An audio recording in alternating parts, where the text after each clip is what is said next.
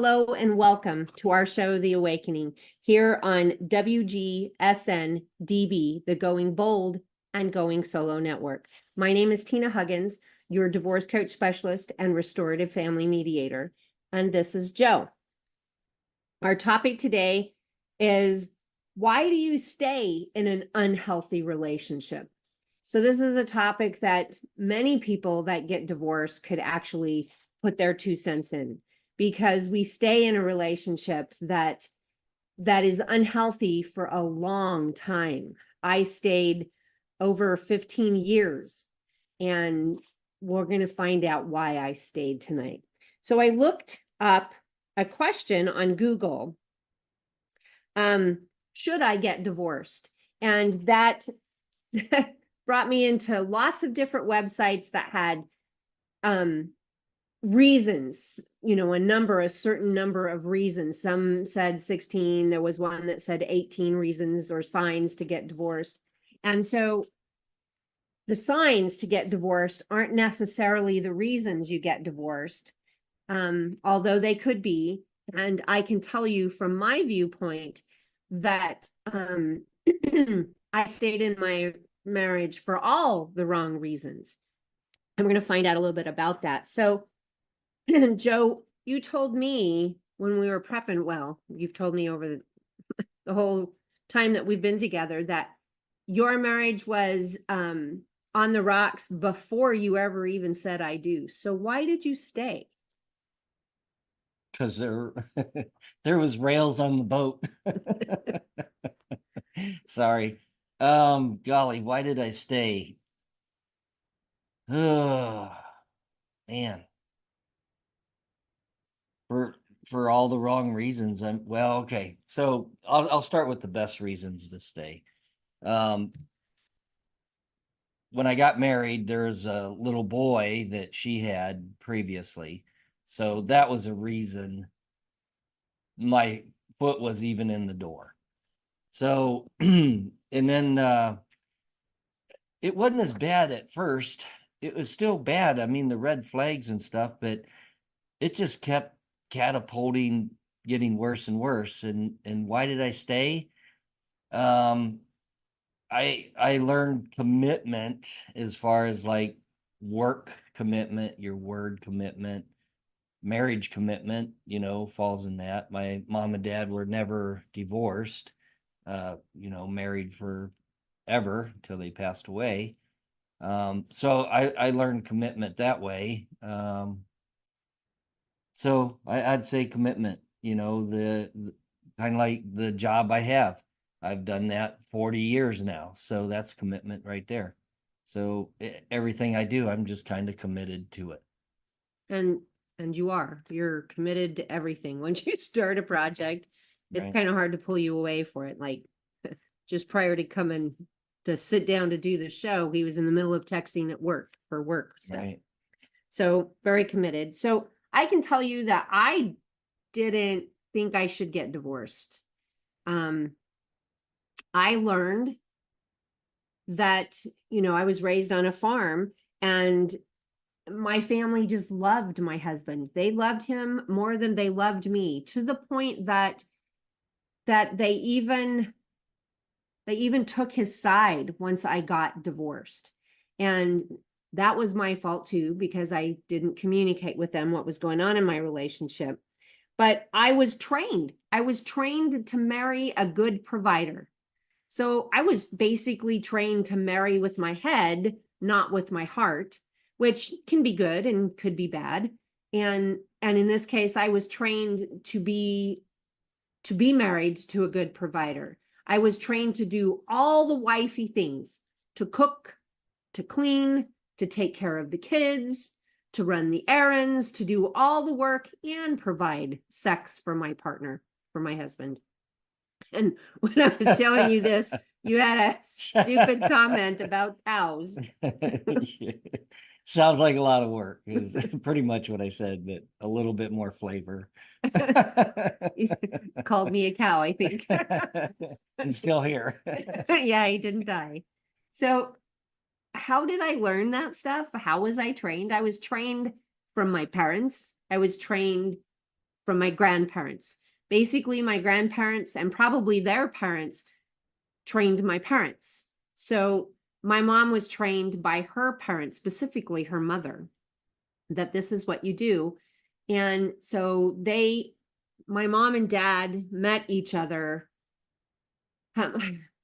Long story, we'll come to that story in just a little bit, but that whole part of everything that took place in that relationship, from my grandparents to my parents and then to me, was all trained. We were just trained to be and do, and then religion comes into play too. That when you take your vows, which is where your commitment was, that was part of why you stayed so long. When we take vows, we promise God that we're not going to leave that relationship. And then we end up living. How long did you stay in your relationship? 25 years, 24 years, something like that. I lost track. Never really added them up, but that's close. And I was married for 19 years, but 15 of them were definitely in bad. It was when it started, when my dad got involved because of the farm, when my husband went to work for my dad sat me down and literally pointed his finger at me and said, you are not to have any 2 cents. You're not to go out to the farm. You're not to do anything. I was raised on that farm.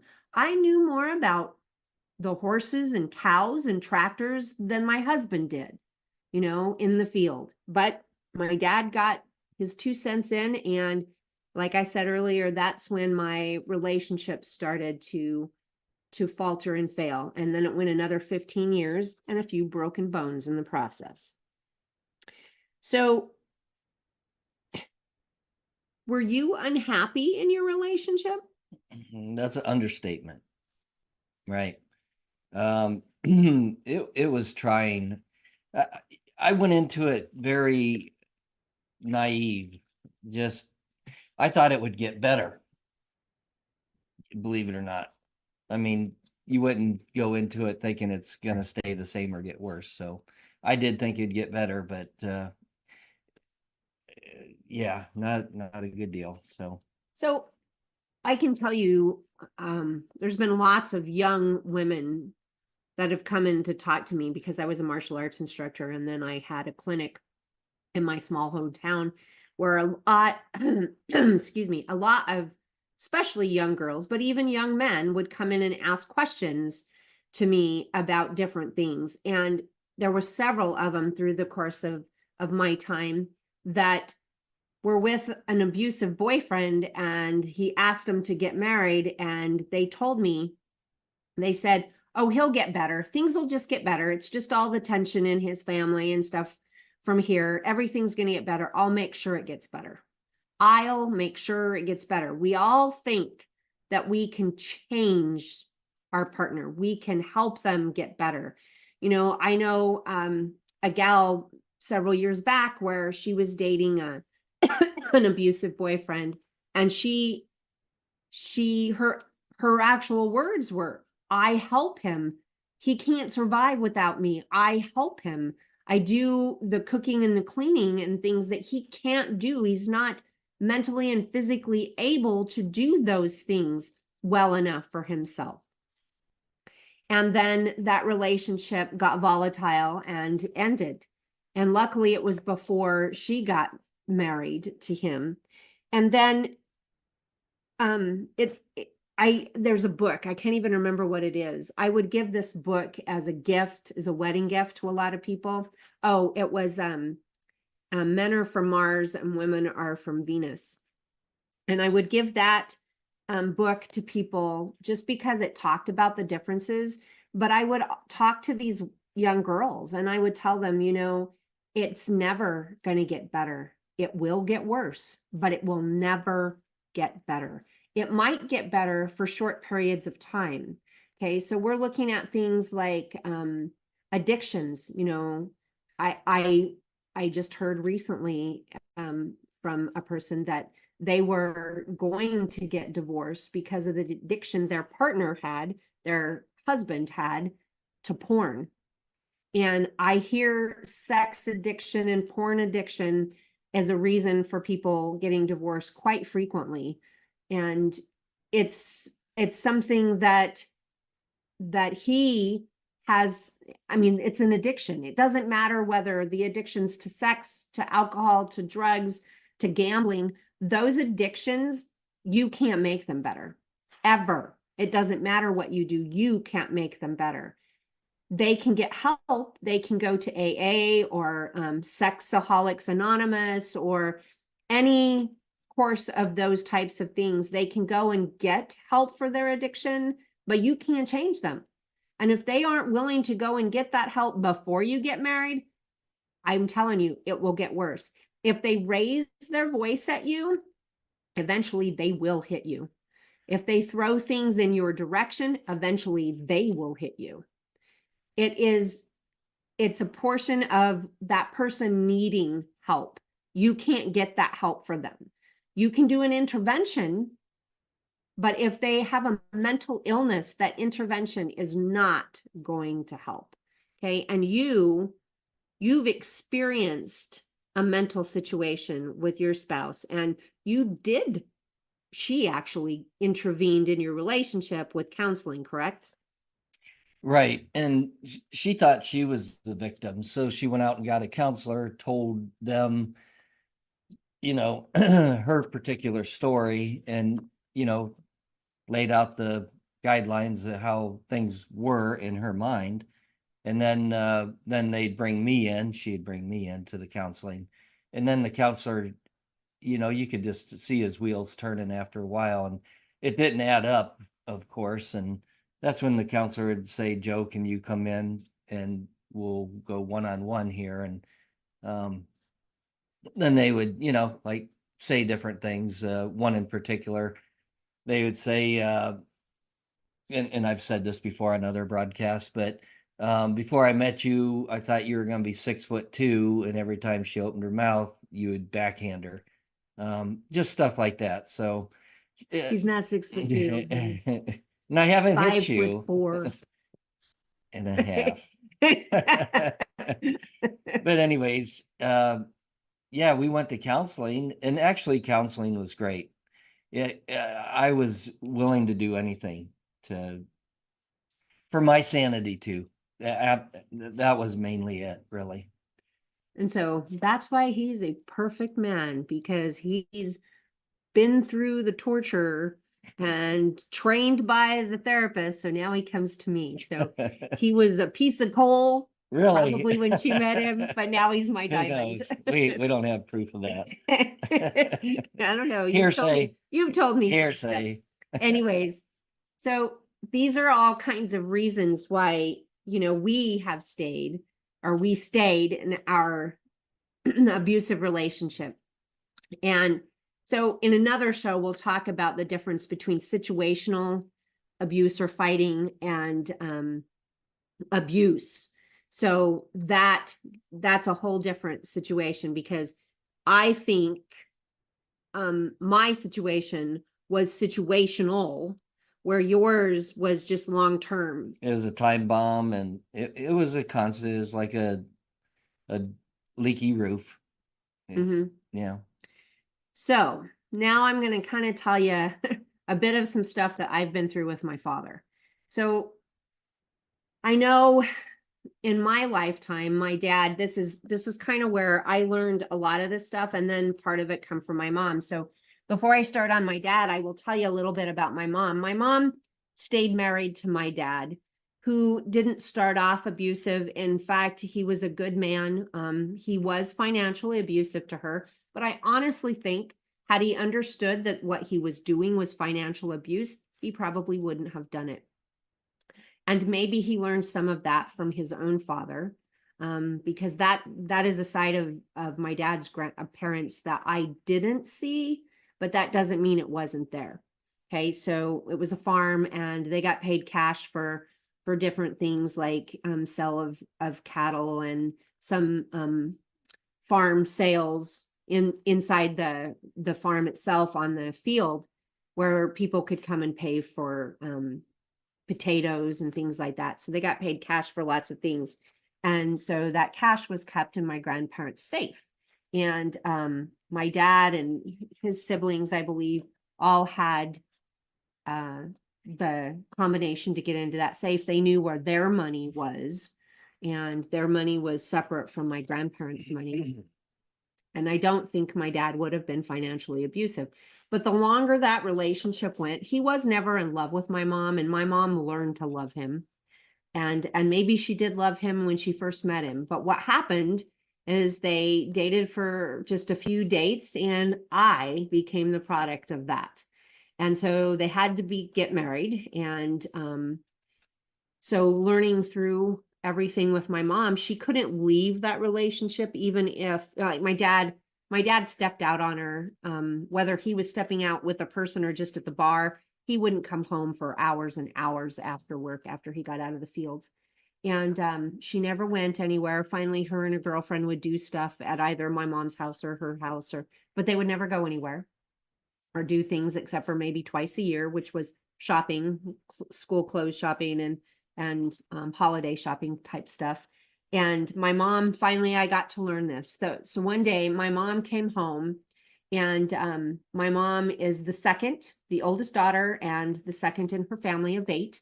And she came home one day after school and found her father straddling her mother with a belt around her neck, just choking her.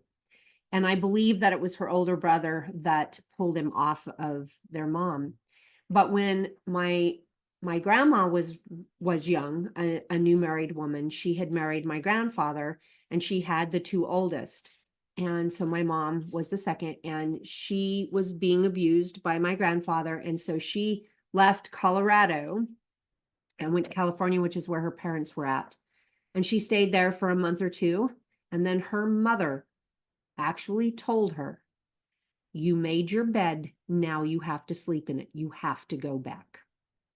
So she never left again. She was abused many, many times. I know that he took logging chains to the oldest son.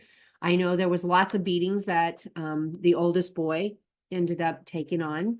He did that to protect my mom and to protect some of his younger siblings. Like I said, there was 8 in that family. And so they did without a lot. He was a coal miner. And so she was told that she had to deal with that abuse because she was the one who made the choice to get married. So she stayed in that marriage until she died. And she died in her mid-50s. And basically she died because she didn't want to live anymore. She didn't want to go through that anymore. So my mom learned that she had to put up with it no matter what. And my dad wasn't abusive, like I said, except for the financial stuff and then verbal stuff and just not showing her any kind of respect. He didn't treat her very well. And he did eventually step out in that relationship. And when he did that, I mean, we kind of knew he was bringing these girls home. He was bringing young women, not much older than me, home to meet my mom with their father, who was a cross-dresser back in those days. So it was a great big old deal in our household. We all thought it was kind of weird. We went to school just kind of scratching our own heads. My brother and I, we were the 2 oldest. I don't think my sister really knew much what was going on because she was younger. And one day it was snowing outside and my dad was gone and said he was out in the field. Well, it was just part of what I did. I followed his tracks to the bar, of which he parked in the back, and I could see somebody else's tracks in the back, followed them, knew it was a woman, followed his tracks, knew it was him, knew when he got there, how long he stayed because of the amount of snow that had fallen that night. He lied straight to my face. Straight to my face. I'm sure if he lied to me, he was lying to my mother. So other reasons to definitely get divorced, but my mom stayed. My mom stayed in that relationship another couple of years after this episode all happened. And then I moved, he left, and then he got married, he got married shortly after my mom. It's what he left her for. And eventually that relationship got volatile. Only this time it was the woman to my dad. She shot at him several times. She ran over him the last time with a dually pickup truck. You've heard me talk about that on a couple of other shows. And my dad's story is totally opposite of what the bruising on his back told me. There was no way that he could have fallen on his back and have tire print bruises on his back at the same time, and no bruises on his chest. So go ahead. Yeah. So what this boils down to, all these stories, is we lie to ourselves. Amen. So if we were truthful to ourselves, I'm sure we'd get help, more than likely get a divorce, because those situations are horrible. Right. We lie to ourselves. Yep. I lied to myself. I Ditto. never told my family anything. That's a big no-no. You have to let your family know what's taking place. You have to. They are going to be the ones to help you in the end. So with my dad, anyways, we'll cut this real long story short now. He is with the third abusive woman, where I had helped him get away from the first one, save his farm and do all of that. And how I did that was I picked up a bunch of, I taught self-defense in the battered women's shelter. So I picked up a bunch of the battered women's, I was just going to give those to my dad in hopes that he would notice it. And I happened to read through them, and oh my goodness, she had read through these and was using them to set it up so she could murder my dad and get away with it. I was able to prove that to my dad and help him to get away from that relationship. He married another one that he knew for 2 whole weeks. And they were together just over 2 years, or right at 2 years. And she took him for everything she could. She got him arrested. And while he was in jail, she got him arrested late on a Friday night so he couldn't bond out. And because he had to go through arraignment on Monday. And then I went and picked him up. By the time he made it back, she had sold everything in his house for her drugs, of which my dad knew absolutely nothing about drugs. He had never been around drugs. I mean, he'd been around pot, but coming from a farm, he just didn't hang out with those kinds of people when he grew up. So he got schooled real quickly on what crystal meth was, especially when she started cooking it in the house. Yeah, bad deal. And that night she threw him up against the wall so hard. Well, actually was against a door, and a doorknob hit his kidneys and he collapsed on the floor. I was told for 2 hours I wasn't there. But he lied to me about that injury. He told me he fell down on the bed of his truck, and the ball that they hook up the stock trailers was, because it was a flatbed and that ball stuck up. He said he landed on that ball. So at least he had a story about a knob that got his back, where the other story wasn't even close. But again, it's all those lies. And believe me, I heard horrible stories from police officers that would show up in the yard when my dad wasn't there, and the things that they saw this woman involved with when they pulled into the yard was just crazy. And I told Joe I wasn't going to bring it up because I don't want to ask. because it is a story. I don't mind telling the story, but it is something that's quite disgusting. Right. And my dad, so she crawled out of a cab over, which is a semi truck with a bed in the back. So she crawled out of that when the cops were in the yard, completely naked. And her 19-year-old son crawled out completely naked behind her. You know, it's those kinds of things, you know, and then my dad actually had the gall to tell me that, well, that's just how she coddles him. I'm like, At 19. I was born at night, but not last night. You know, this is just stuff that. So the moral of the story, you lie to other people too. You don't just lie to yourself. There's no limits. Well, and it's just like alcoholics, you know, and Al-Anon. So I helped my mom get into a recovery center, and I had to go through Al-Anon training. And the alcoholic will hide the alcohol so you don't know they're drinking. Well, an Al-Anon person, family member, will hide all the alcohol from the person who's drinking. The drinker lies to you about the alcohol. You lie to them about the alcohol. So it's just a routine. And until you get help or get divorced in this case, nothing is going to change. Nothing is going to change. So with my dad's relationship, he's now in his third abusive relationship. I got him away from that woman. I actually didn't do much. I couldn't. She had threatened my life, threatened my children's lives. And so we were asked not to come over to my dad's.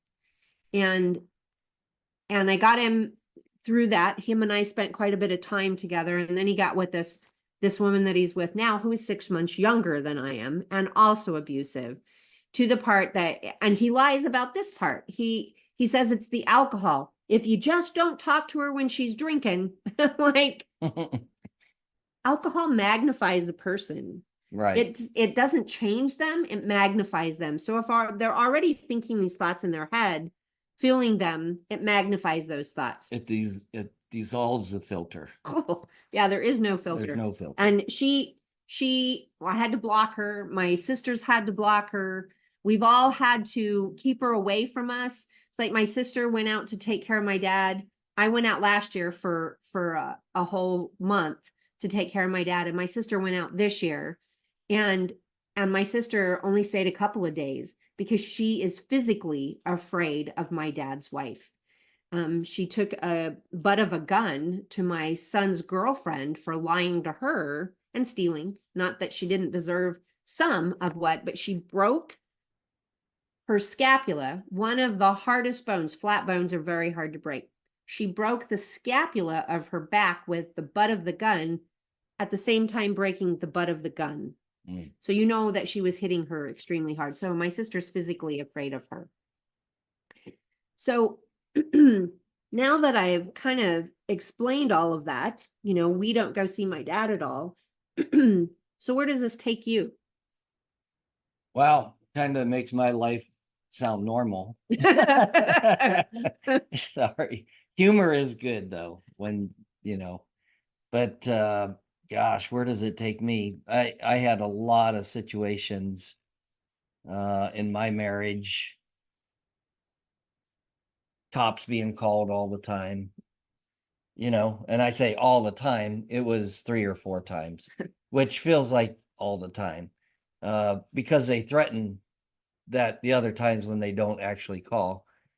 So, I mean, police showing up at your house in your neighborhood, your reputation is gone, and that's where I learned to kind of like be an open book, because it's like, well, nothing to hide now. So, and the good thing about it is I was friends with all the neighbors.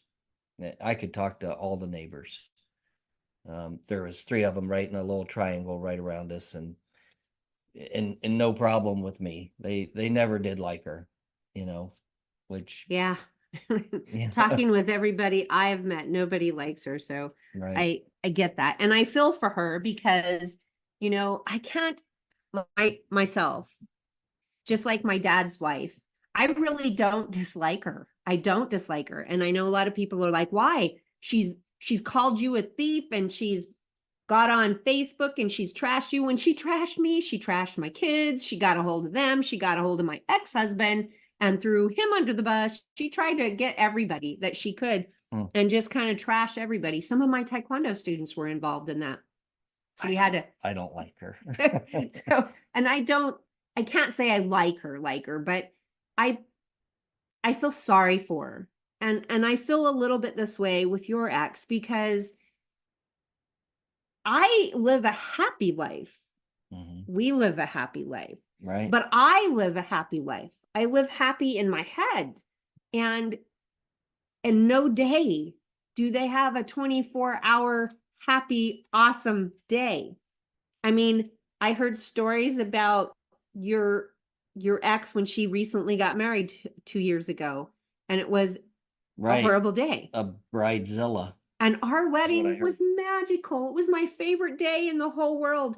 And it rained. It rained most all the day, except for when we walked. Right. 15 different times that day. Well, that's good luck. So, When we walked the aisle, it didn't rain.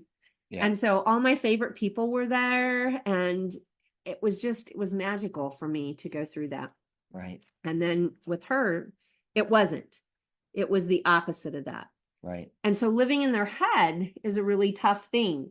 So we're going to come back to why we stay in those unhealthy marriages. You know, Joe has repeated several times now that we lie. We lie to ourselves, we lie to others. And so I know I kept a diary. And if you would go through my diaries, you would know that I was messed up in the head, because I would write for 2 or 3 days here and 2 or 3 days in another book, and then I'd come back to this book and then find a whole new book. So you would figure out that I was messed up. Mm-hmm. And I was talking about what was going on in my marriage and how I wanted out. And it was kind of like when I was a little girl, my parents would yell and scream at me, and I would go in the closet. I remember this closet. It had a hole that it was an old adobe house, and it had a hole that somebody had drilled for a cord to come through. So anyways, I would look out this into the horse pens, and I would always say to myself, I wish I was out there. I wish I was out there. Kind of like on Wizard of Oz when she's tapping her little red slippers, trying to get home. That's kind of the way I was there. And so I know that you stayed. And what were some of the lies you were telling yourself, and then the lies you told other people? I told myself a lie, and other people is the same lie. It was things are getting better. And they weren't. And, it's a great thought to have if you could carry through with it. You can't do it on your own. So it takes two people for a healthy marriage. So, yeah, I'd say it's getting better. And it's not. So maybe those are words you need to listen to when somebody else that is in an abusive relationship. Or the word fine. If you say fine, I'm fine. Well, That's what we women do when we're mad. I'm fine. fine. Fine. So why did I stay? Why did I stay Well, there? what were the lies that What you were the told? lies? You said that was the one lie. That's the biggest one that stands out.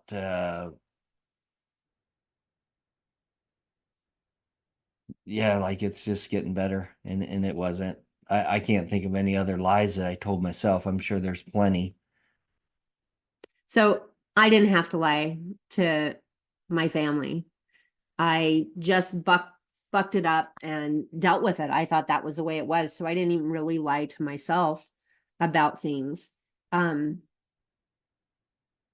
didn't have to lie to my family because I never told, they never saw. My ex was a great guy as far as the outside view. He was good. He was a great provider. He was always there for my mom. If my mom, he was an electrician, is an electrician. If my mom ever needed anything, he'd be the first one there. She wouldn't even call my brother, because my brother was so involved with his family that she would just call my ex during the time I was married, and then all the time after I left. She would have him over. She gave him special gifts. She did special things for him until she tried to get us back together. She invited him over for Thanksgiving, and it was just me and my two boys. And I'm a martial artist, and I have grappled. And he took me down to the ground, and I chose not to fight. I left it completely alone, but he got me into a tight chokehold, and my youngest son had to pull him off of me. I just left the whole thing. It was my mom's house. I wasn't going to do that. And after he left, she says, "Oh my God, I never saw that side of him." And I'm like, "I told you, that is why I left." This is 4 years after I had left, and she was trying to get us back together. But I had never completely told her enough that she got to see that side of him.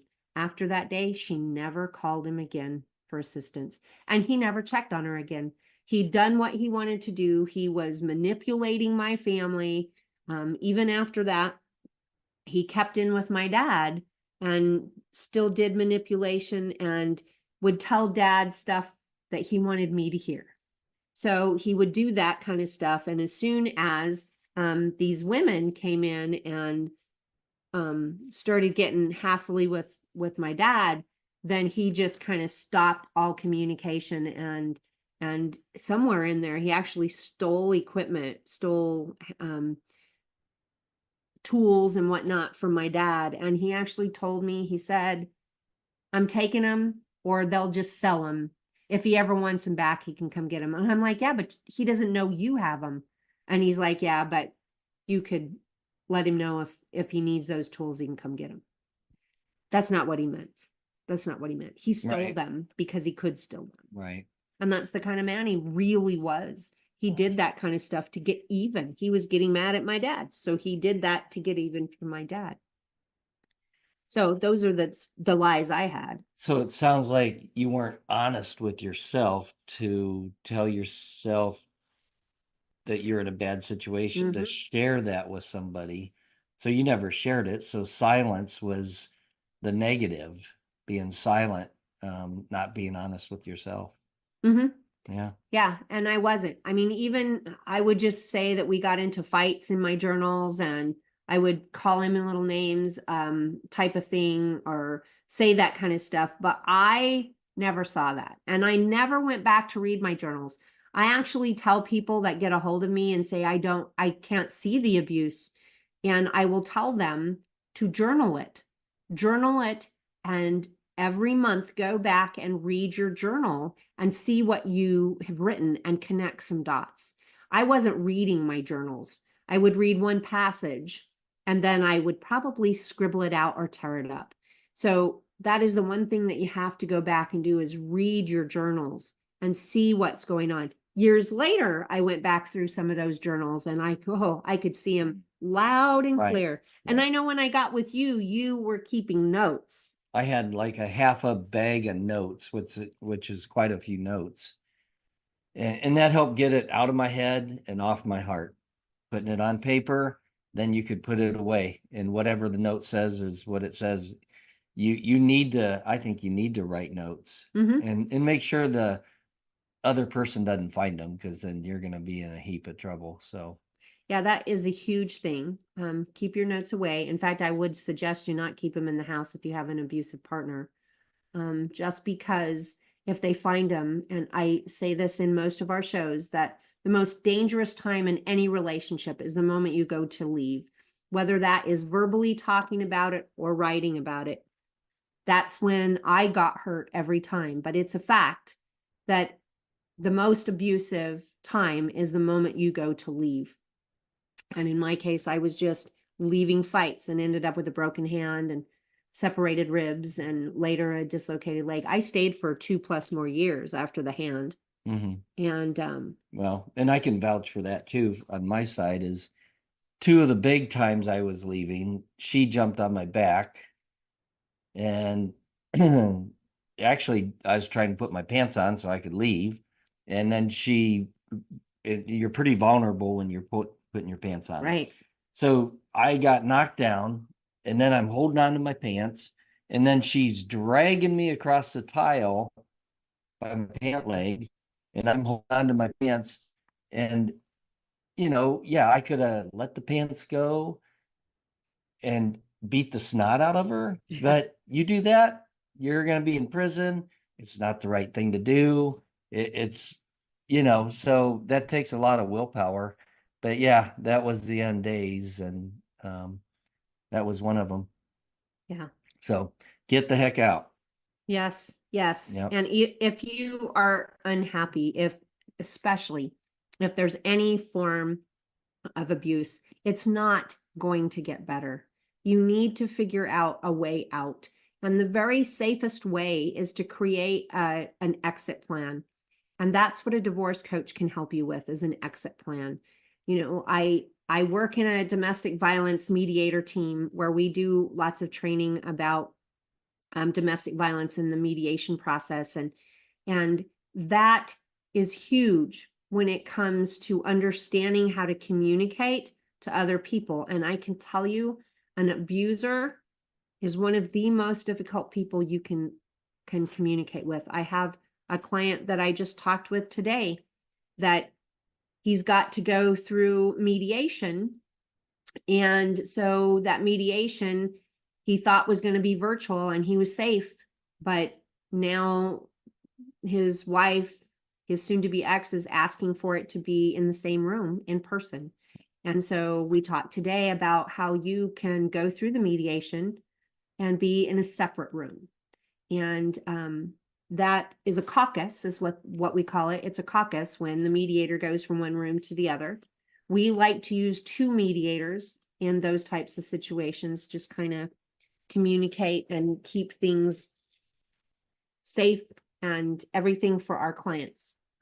So we've come to the end, and I want to know if you've got any more advice that you can give our viewers. Don't wait as long as Tina and I did in our past relationship. You get I'll call it a rap sheet. You get that kind of history. It's not going anywhere good. So get out, get professional help. So don't keep wishing. Yes. Right. It's not not a good place. And there's no easy time to get out. And I'll kind of backtrack just a second and say the easy time to get out is right after a big conflict, but don't wait for that. That's stupid. So, yeah. And then too, with conflicts, a lot of times you go back, and that's not good either. Yeah. So we'll get to a point where we're talking about that kind of right. stuff too. So I just want to, I do this at the end of every show. If you are in a violent situation, call 911. Get somebody there now. And like Joe often tells you, press charges and don't release the charges. Once the charges are filed, that is your key to get out. Once the charges are filed, as Joe can tell you, that other person is removed from the home. By law, they're removed from the home. And that is the time that you've got to get your P's and Q's and cross your T's and dot your I's all together. Part of your exit plan is complete. Even if you're not going to be the one staying in the home, you've got the home, you've got the access to get all of the documents that you'll need to file for everything. This is the time that the divorce coach can help you. It's the time that we eventually, through this process, we bring in the right lawyer for your situation. And that is an important part. We'll talk about that at some point. But make sure that if you're in a violent situation that you call 911.